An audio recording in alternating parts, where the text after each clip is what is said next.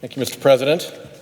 The world today is in the clutches of a pandemic disease that touches directly or indirectly pretty much every human being on the face of the planet. It is costing us in lives, in money, and in immeasurable human pain. It didn't have to be this way. We could have been better prepared. President Trump was left a detailed playbook from his predecessor, but he ignored it. Trump did away with key safety systems like the National Security Council's Pandemic Response Unit. Once the pandemic struck, Trump and his team assured us it would all go away in time. No urgency. It is a cautionary tale. It is a lesson. And it brings me today, for the 270th time, to call this chamber to action on the issue of climate change. We cannot wait flat-footed for the next foreseeable crisis to engulf us. Mr. President, climate change is a foreseeable crisis. It was indeed a foreseen crisis, indeed even foreseen by big oil. And it is an actual crisis right now. It's a crisis we maybe can manage if we act swiftly and decisively. But if we fail to heed the warnings our natural world is screaming at us, we will be lost. The fossil fuel industry runs a massive dark money influence campaign to foment fake uncertainty about climate change. But the evidence is overwhelming. We see climate effects in harsher wildfires, more frequent and intense storms, and more extreme heat waves. Mother Nature's warnings grow clearer and louder every day. And it's the ocean that signals some of the strongest warnings. The changes in our marine world are clear. Oceans are acidifying, oceans are warming, and oceans are rising against our shores. These changes are measured. They're not hypotheticals. They're measured with thermometers, with tide gauges, with simple pH tests. The tide gauges in Rhode Island don't lie about sea level rise. Sea levels are up nearly a foot over the last century. In other areas of the globe, sea levels have risen even higher. And the rate of sea level rise is accelerating. We just learned more about Greenland, whose melting ice sheet is an enormous contributor to global sea level rise. Over a fifth of global sea level rise since 2005 is Greenland ice melt. Last month, Greenland broke its previous record for ice loss. And again, the pace of the melting is accelerating. A team at Ohio State University just released a new study of the Greenland ice sheet based on 34 years of satellite data. The data show that Greenland poured an average of 300 billion tons of melted glacier into our oceans every year across that period. But over the last 2 decades, that rate of melting, that glacial collapse, as the scientists put it, is up 7-fold from the earliest years they studied. The rate is accelerating. That means that Greenland's ice is now melting so quickly that winter snows that typically replenished its glaciers won't keep up. We're now on course for the entire Greenland ice sheet to disappear. I quote, "Glacial retreat has knocked the dynamics of the whole ice sheet into a constant state of loss," said Ohio State's Ian Howitt. Greenland's glacial collapse portends dramatic and destructive sea level rise.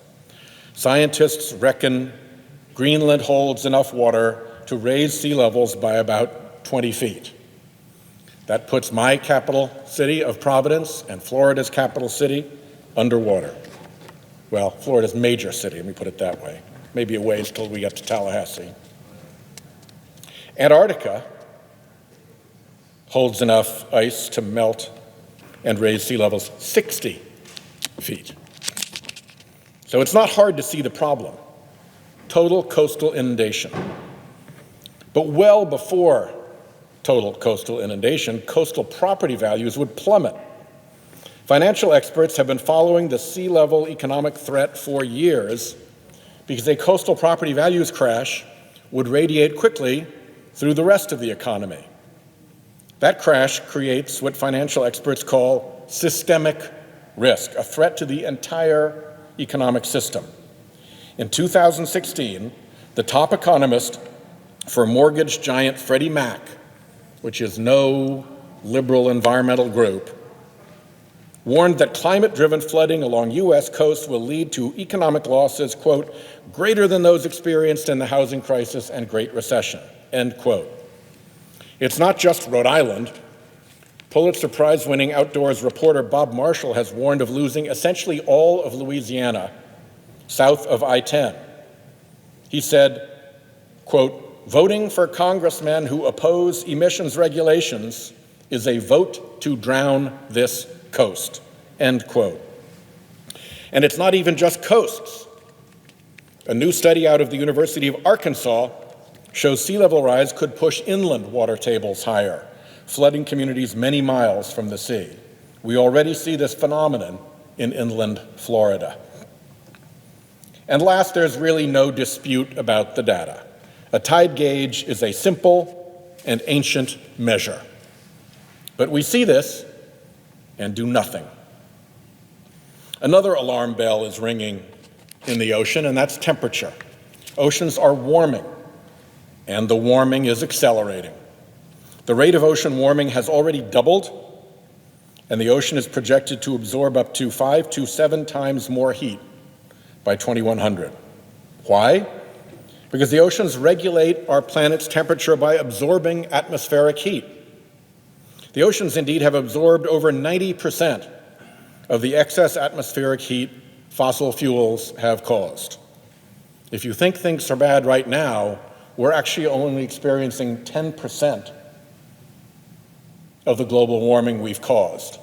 The other 90% has been absorbed by the ocean. It's a lot of heat. By one example, our oceans are warming at the rate of multiple Hiroshima explosions worth of heat per second. There's not a lot of dispute here either, unless you want to argue with a thermometer. Ocean warming displaces fisheries, disrupts ocean currents, destroys coral reefs, and depletes the oxygen levels and carrying capacity of the sea. These are the kind of changes that usually transpire across geologic time. They're happening now. And ocean warming sends its dangers ashore, because that ocean heat energy powers up storm systems. They power up into stronger storms, and they power up faster. We just watched Tropical Storm Laura spin up into Category 4 Hurricane Laura in less than 24 hours. As Bob Marshall, the Pulitzer-winning Louisiana writer, put it, high water temperature is the crystal meth of hurricane intensity. Warmer seas power up stronger storms, and they power up more storms. The Atlantic has already generated a typical full year's worth of storms, pumping out about 55% more energy than usual into tropical storms and hurricanes. This year delivered the earliest ever C, E, F, G, H, I, J, K, L, and M named storms. Every single one the earliest of its name. In 2019, 14 separate billion-dollar disasters struck the United States, and the majority of them were hurricanes. In 2018 and 2019, Dorian, Florence, and Michael slammed into our coasts. 2017 brought Harvey, America's most significant tropical cyclone rainfall ever recorded, and Irma, the strongest storm ever recorded outside of the Gulf of Mexico and Caribbean, with sustained winds reaching 185 miles per hour. And Hurricane Maria, killing nearly 3,000 Americans in Puerto Rico and laying waste to that island. Ocean warming is altering basic operating systems of the planet. Physical systems are altered, biological systems are altered, basic features of the ocean are altered, and the change has just begun. Many of these changes are oceanic, but some come ashore. We need to buckle up. And the third ocean alarm bell, acidification. Oceans absorb not just 90% of the excess heat, they absorb about 30% of the carbon pollution, the excess carbon dioxide from fossil fuel emissions. And they have sucked up a lot of excess carbon. Since the Industrial Revolution, oceans absorbed about 525 billion tons of CO2, 22 million tons per day. That added carbon dioxide chemically changes the ocean's pH, making oceans more acidic. It looks like the oceans are acidifying at their fastest rate in at least 50 million years. As with warming and sea level rise, the rate of acidification is accelerating. And again, there's no real dispute. pH testing is pretty reliable stuff. A new Texas A&M study shows carbon dioxide levels rising at alarming rates in the Gulf of Mexico. Bad news for shrimp, coral, and other marine life that are highly sensitive to acidity. Texas A&M warns of the acidification threat to the Gulf's commercial fisheries, worth roughly $1 billion per year. The Woods Hole Institute made startling findings about acidification on coral reefs, triggering a kind of osteoporosis for coral, hampering the organization's ability to grow skeletons. Reefs, of course, are the nurseries of the sea. Without coral reefs, marine biodiversity plummets, and our oceans become unrecognizable. The University of Alaska has an entire ocean acidification research center because of the dangers to Alaskan fisheries. The lowly pteropod is a base species along the northern Pacific coast.